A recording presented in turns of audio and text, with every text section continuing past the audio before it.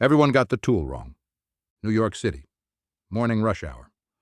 A founder sits in a coffee shop in Soho, laptop open. He's not coding. He's not designing. He's prompting. The screen says, "Build me a startup landing page. Make it modern, high converting, SaaS style," and in 12 seconds, it appears. But something is wrong. He doesn't feel faster. He feels irrelevant. Everyone thinks AI is just the next version of software, a better assistant, a smarter tool, a productivity boost. That's the story Silicon Valley sold.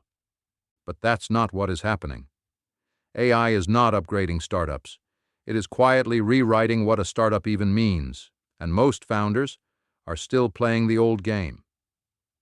In 2008, building a startup meant raising venture capital, hiring engineers in San Francisco, building infrastructure from scratch, spending months just to ship version 1.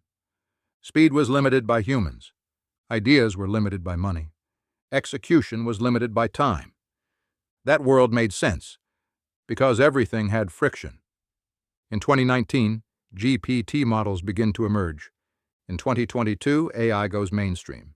In 2024, solo founders begin scaling real products.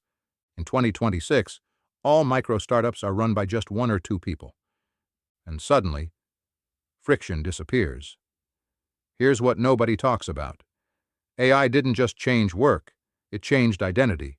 Because for the first time, what you can build is no longer limited by what you know. That breaks something in human psychology, because founders were always defined by skill, expertise, technical ability, capital access. Now, a 19-year-old with no engineering background can launch what used to take a 20-person team. That creates a quiet crisis.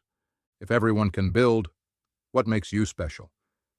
In San Francisco accelerators today, investors are seeing something unusual. Fewer early-stage teams, more solo builders, faster MVP cycles, days, not months, prototypes built entirely with AI tools, one YC-style investor comment, public sentiment trend. We're no longer betting on companies. We're betting on speed of iteration. Most people think AI equals faster work. But the truth is, AI equals the collapse of the old structure.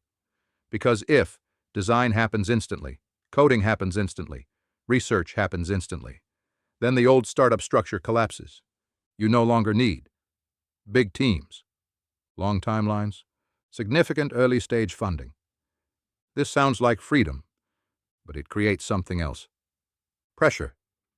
Because now, if you're slow, it doesn't mean you lack funding. It just means you're irrelevant. So the question is no longer, how do I build a startup? The question becomes, what even is a startup now, if building is free? And that question destroys the old world. What looked like growth was actually inefficiency. For a long time, there was a misconception in Silicon Valley. Bigger teams build bigger companies. But what actually happened was this. It wasn't the product that was growing. It was the organization. Every new employee added a layer of communication, lengthened the decision-making process, increased coordination costs. So as the company grew, it wasn't speeding up, it was slowing down. A startup office, a massive roadmap on the walls. Every feature, Q2, Q3, maybe next year. But there's one truth in the room. No one believes in that timeline anymore. Because with AI, the same feature can be built in a week. Major tech companies between 2022 and 2025, Google, Meta, Amazon, Microsoft, laid off thousands of people. From the outside, this looked like a crisis. But from the inside, it wasn't a crisis. It was an optimization. For the first time, companies realized these tasks don't have to be done by humans. But there was an even more important realization. When humans do certain tasks, the system slows down. This statement was practically taboo in the startup world. But AI brought this to light. In the past, a startup was built like this. React developer, back-end engineer, UI/UX designer, marketing specialist, a data analyst. Now the same structure looks like this. One founder, AI model stack, automation layer, distribution tools. Imagine a solo founder, 9 a.m., testing a product idea with AI.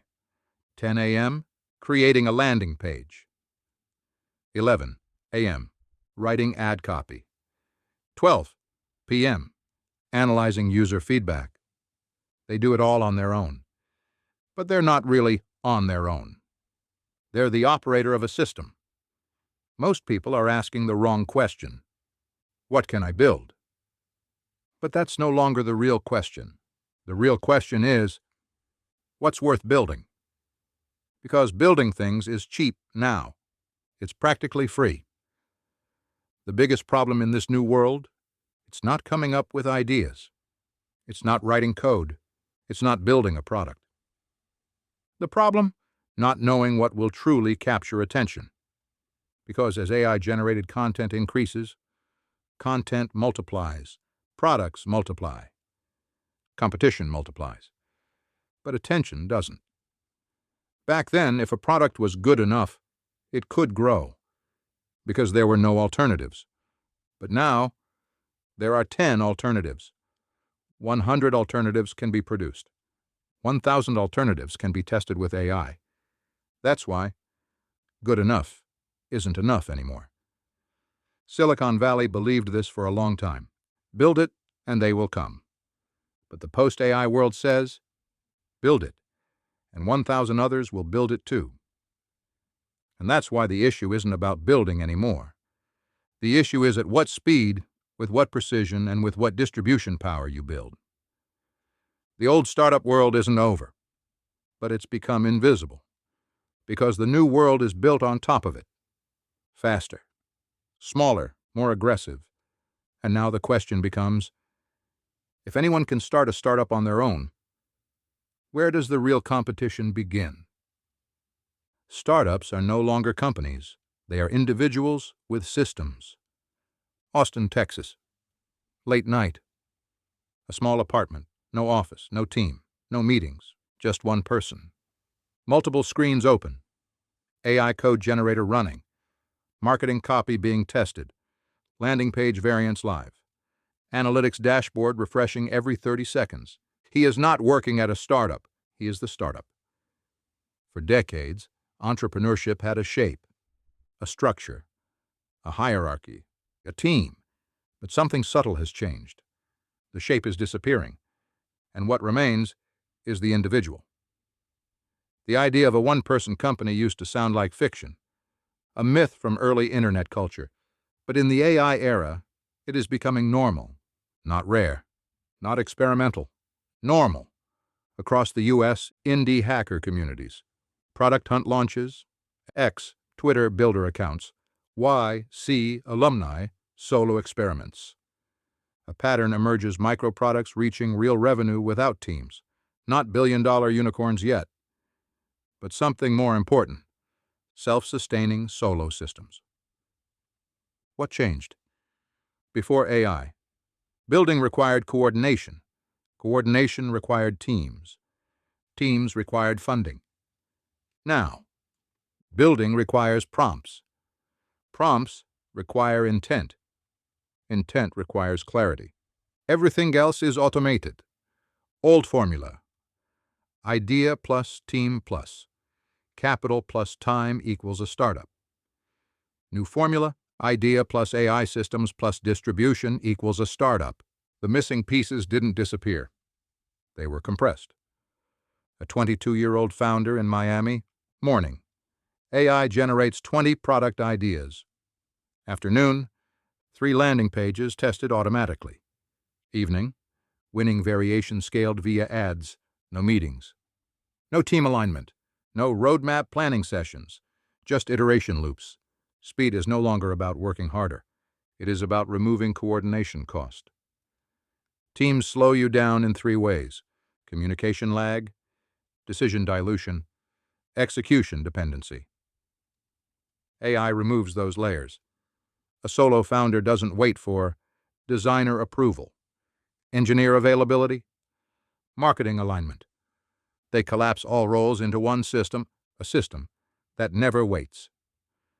But this new freedom has a cost, because now the founder is the product manager, the engineer, the marketer, the analyst, the customer support, and also the decision maker, the validator, the failure point.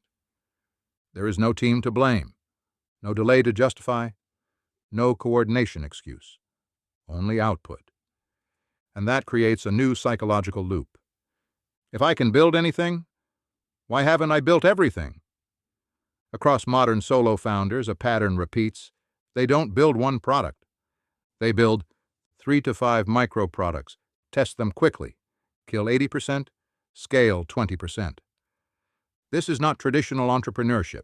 It is portfolio execution, instead of build one perfect SaaS. They do. SaaS A, tested, failed, killed.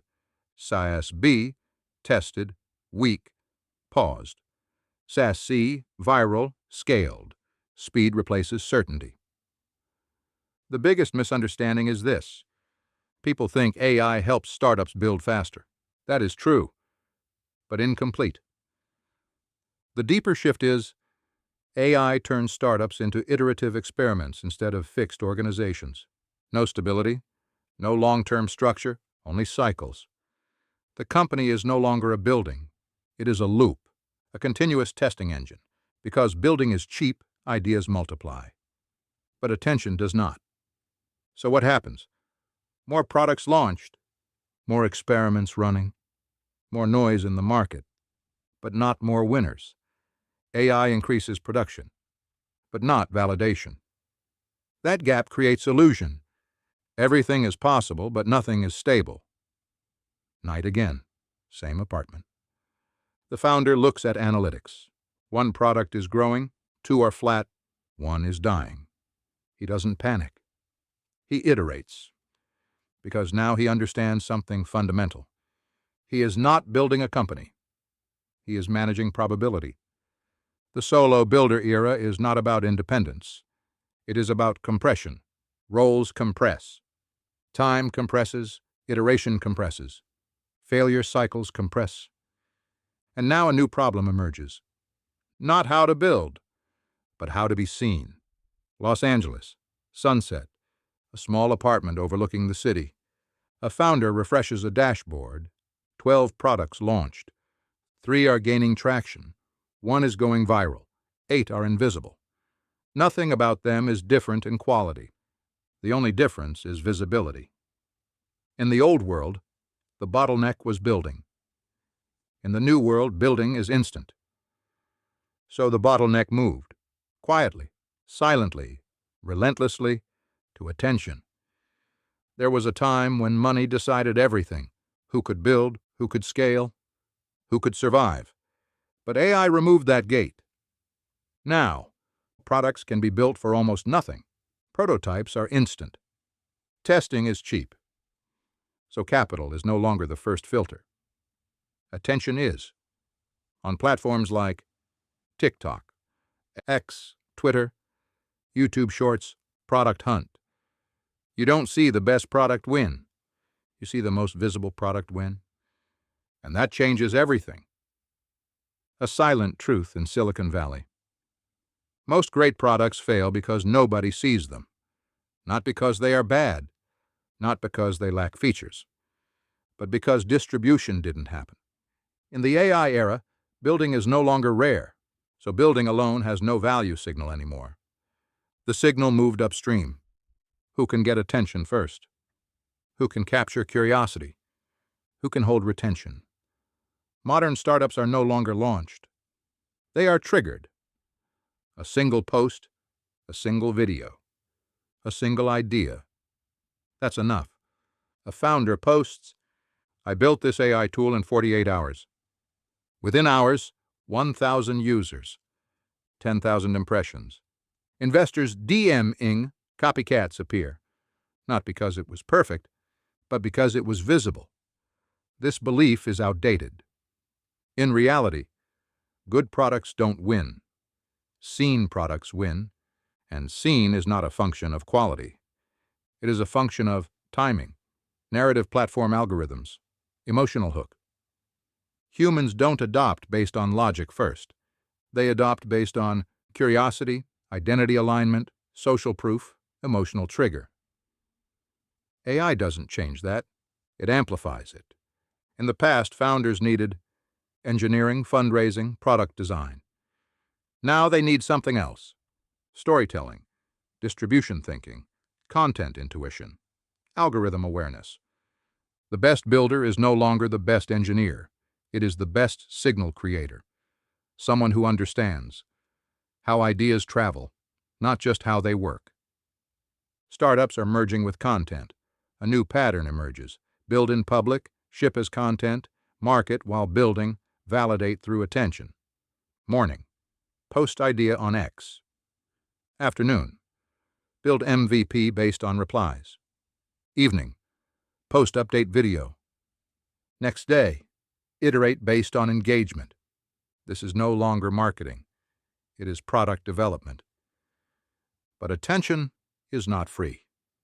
It has a cost: constant output, constant visibility, constant iteration, constant competition. Because everyone else learned the same thing.